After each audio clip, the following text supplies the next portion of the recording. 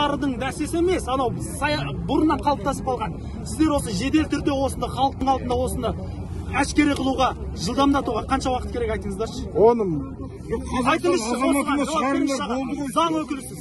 Біз сенеміз. Қолма қол, мынандай уақыт жауап бермеймін. 2 айлық тергеу мерзімі бар. 30 жыл күтпейміз. 2 айлық мерзімі бар, 2 айлық. 40 күні өтті. Ол жақта енді қосымша тергеу амалдарын жүргізуге уақыт керек болса, оны прокуратура саласы сот арқылы Ол мерзімдерін созады. Ол тек қана бізден байланысты емес, 1500 экспертиза тағайындалды. Ойлаңыздар. Міне акимат деп отырмыз, Қират акимат. Бұған экспертиза. Олар өздері өртеді. Кім атқан енді? Бұны өздері істеді. Бұны тергеу анықтайды. Сіздердің айтыңыз. Қаншама экспертиза? Мынау кімнің халық бейбіт, кімнің мыңнан астам тұра тұрыңыз. Бір 5-10 бала қалыңыздар, қалған таратыңыздар. Мен сіздерге бәрін алып. Неге тарадыңдар деп